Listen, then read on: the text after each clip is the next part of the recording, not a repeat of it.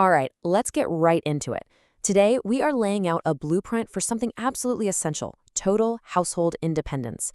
And look, this isn't about scaring you, it's about empowering you. It's a clear, step-by-step guide to make your family resilient no matter what happens to the systems we all take for granted. I mean, really let that sink in for a minute.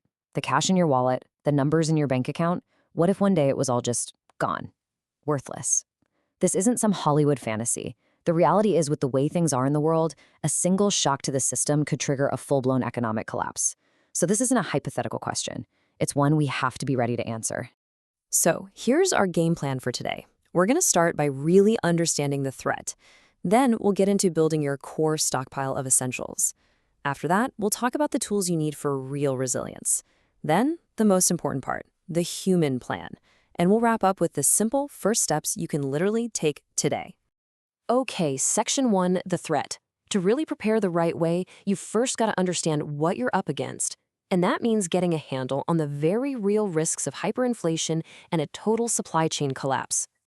You know, we've actually seen this happen before. Look at post-World War II Germany. Their currency, the Reichsmark, became so worthless that people were literally using bundles of it as firewood.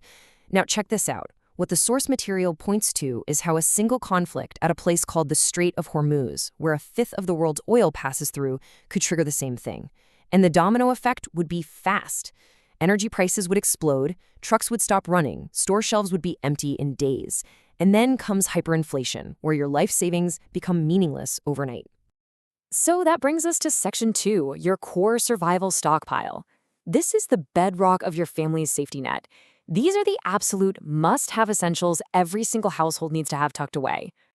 And we're going to start with maybe the most overlooked, yet most powerful survival item you can possibly own: salt. Yep, just simple, everyday table salt. So why salt? Because its versatility is just incredible. When the power goes out for good, salt is your refrigerator. It lets you preserve meat and fish for months. It's also critical medicine. A little salt and sugar and water creates a rehydration solution that can literally save a life. And you want to know something wild? The word salary actually comes from the Latin word for salt, because that's how Roman soldiers got paid. It's dirt cheap, and it could be priceless.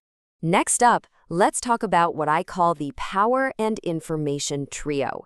Because in a real crisis, being able to see in the dark and get reliable information isn't a luxury, it's a lifeline. First, a good LED flashlight. Don't skimp here, and get plenty of extra batteries. It's just non-negotiable. Second, a big power bank, at least 20,000 milliamp hours. And look, this isn't for watching videos. It's to keep a radio or an old phone powered up so you can get emergency broadcasts. Knowing where the danger is and where it isn't is everything. And this? Well, this is the real game changer.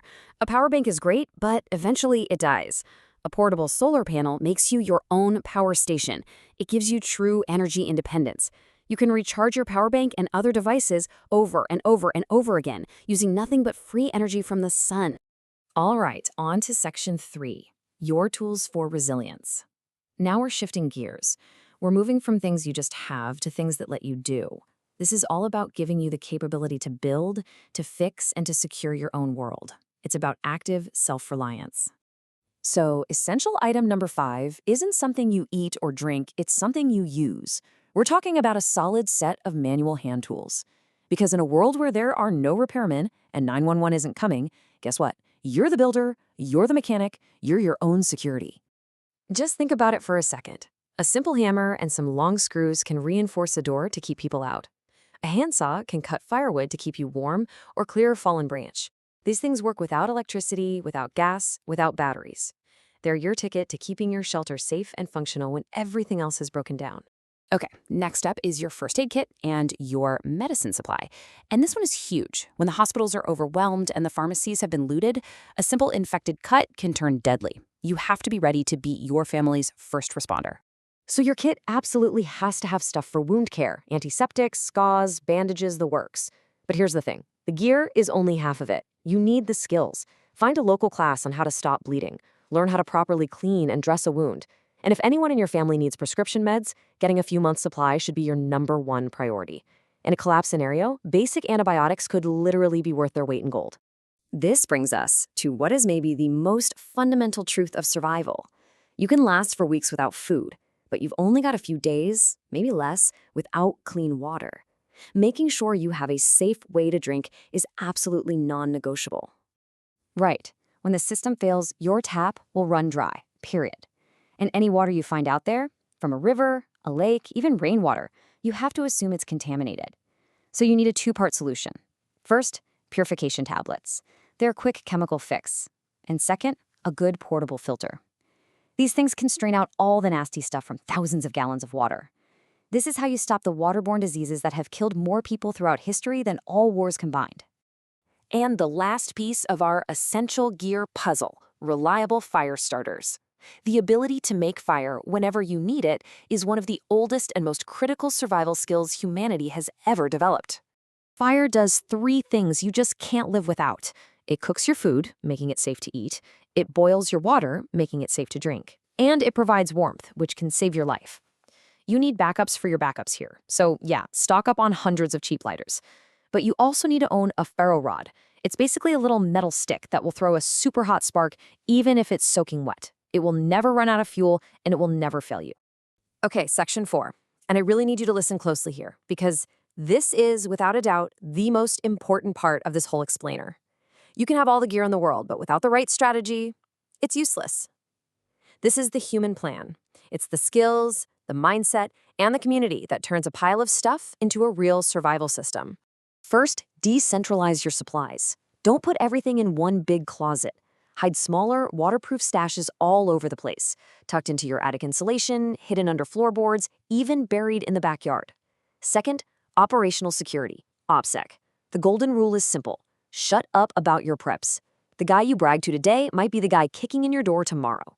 Third, build a community. The whole lone wolf survivalist thing, that only works in the movies. Get to know your neighbors now. A small, trusted group can share skills and take turns on watch duty. And finally, you have to practice. Do a blackout weekend. Flip the main breaker and live off your preps. Try to cook. Test your communication plan. This is how you find the holes in your plan before your life depends on it. And that brings us to the final section, your first steps today. Look, this is not about panic buying everything tomorrow. It's about turning preparedness into a calm, steady weekly habit. So here it is, your smart shopping list. The goal is super simple. Every time you go to the grocery store, just add 1 or 2 of these things to your cart. This week, grab a few extra canisters of salt. Next week, a pack of batteries. The week after, a ferro rod. Just think of it as buying the most important insurance policy you'll ever own. One small, affordable piece at a time. You know, when you boil it all down, it comes to this. The evidence makes a pretty strong case that just waiting around and hoping for the best is a gamble we can't afford to take. There's that old saying, right? The best time to plant a tree was 20 years ago. The second best time is right now. It's the exact same thing with being prepared. So the only question left is, are you ready?